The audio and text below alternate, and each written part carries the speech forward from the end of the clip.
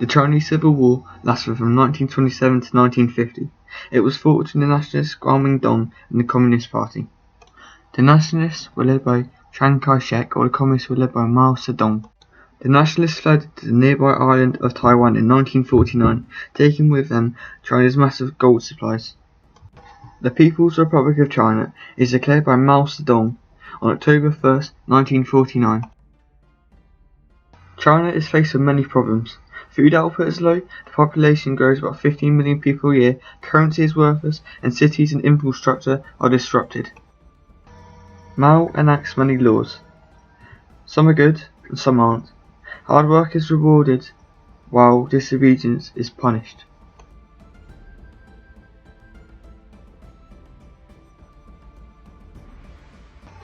Positives include marriage laws. Child marriage and forced marriage is now banned. Maternity benefits. Women can now have up to 2 months off for maternity leave. More opportunities for women. By 1970, 50% of doctors are women. And land reform, which I'll talk about more in a minute. Negatives include many massacres. 65,000 people are killed in Guangzhou, while 28,000 are killed in Shanghai. It's a one-state country. The only party allowed is the Chinese Communist Party, the CCP. Organisations and churches are banned and covered in Maoist slogans. Thought reform, being told what to think and how to think about it, being forced to confess any selfish thought that is not communist. Land reform. Some background. Previous to Mao taking over, peasants in China wouldn't have likely owned their own land, and so they would have had to rent the land from the landlords. These landlords had a reputation for being evil. This system put in place wasn't very popular with peasants who were the majority in China. Stage 1. Peasants given land. Mao believed that landlords had to be destroyed. The peasants were fed up of paying landlords. The CCP passed the Land Reform Law of 1950. CCP officials forced landlords to give up their land and hand it over to the poor. Speak bitterness meetings and people's courts were set up in order for the peasants to confront their ex-landlords. Stage 2. Mutual aid teams. The government needed to improve farming methods. However, this could only be achieved with bigger farms, better machinery, and new methods. This meant that peasants had to merge their farms.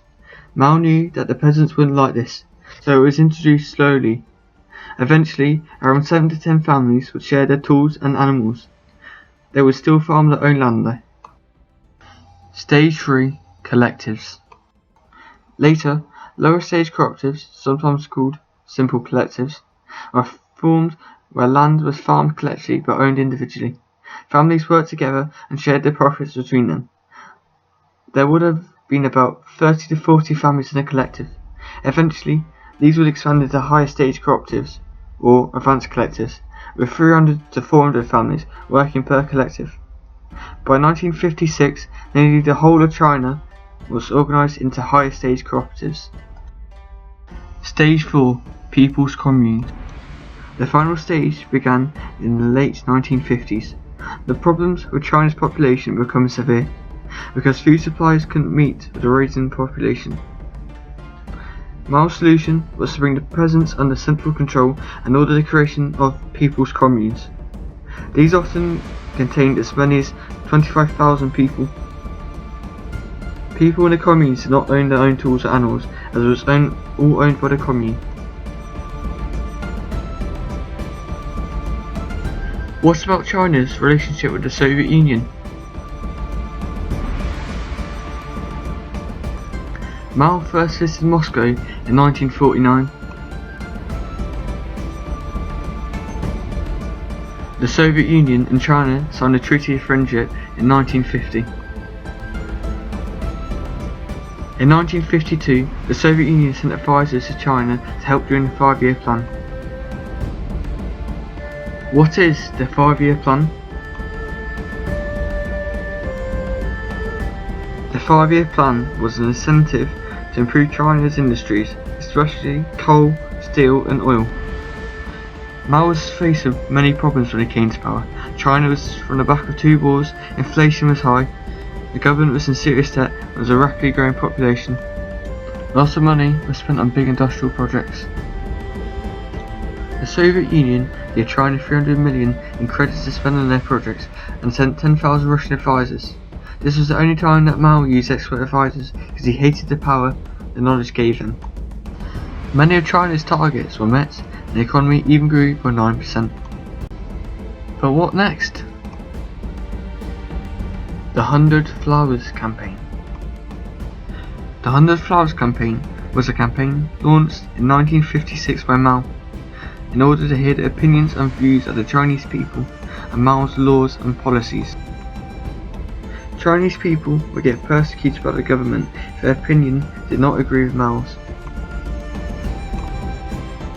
There are two interpretations about why Mao launched the 100 Flowers Campaign.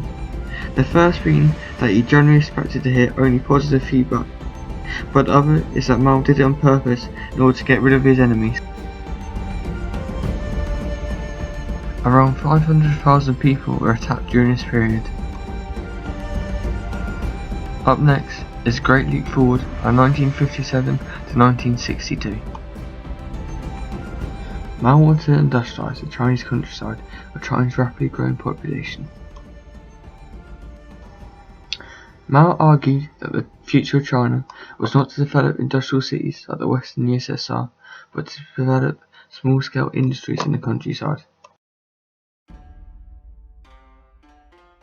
Mao said that he wanted to make 20 years of progress in a day.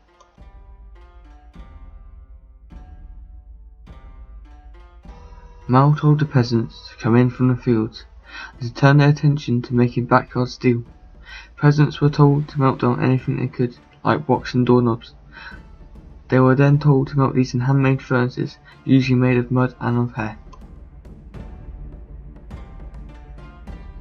This did not work for China, as there wasn't the peasants there to grow the crops in the fields anymore. This led to mass starvation and great famine. The steel produced was often very low, of a low standard. All in all, 25 million people starved to death during these 5 years. Mao stepped down as president, Deng Xiaoping took control of the economy and Liu Shaoqi became president. The Cultural Revolution of 1963 to 1969.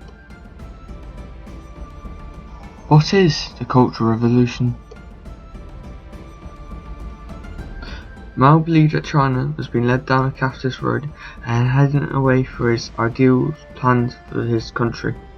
Of course, this made Mao struggle to get back to the leadership of China.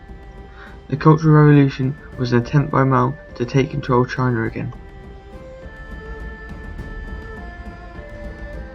Mao set a crackdown of the 4 things that he saw as an obstacle, the 4 olds, these being old customs, old habits, old ideas and old culture.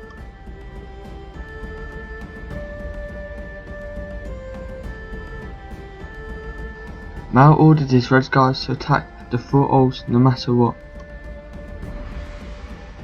Liu and Deng both get sacked. Liu dies in prison and Deng is humiliated. Inevitably, Mao takes over as president of China once again. Power struggles, 1969 to 1976. Power struggles between the left and the right. Gang of Four. Xian Qin, Sang Chongquao, Yao Wenyuan, Wang Hongwen. Mao dies in 1976 and a gang of 4 are all rounded up and arrested. In 1982, 6 years after Mao's death, Deng Xiaoping becomes president of China. But what of US-China relations? Pingpong Diplomacy.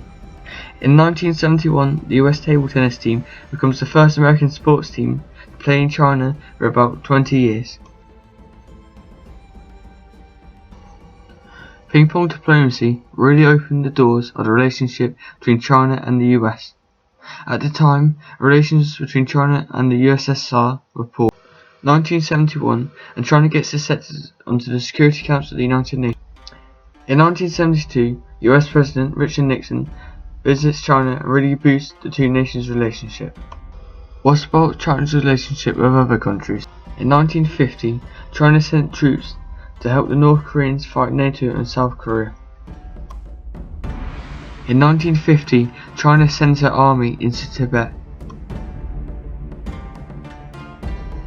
In 1951, China signed a 17-point agreement with Tibet, incorporated Tibet into China. China helped the North Vietnamese in the Vietnam War against the United States, but lost the war against Vietnam in 1979. China managed to get Hong Kong back from the British in 1997.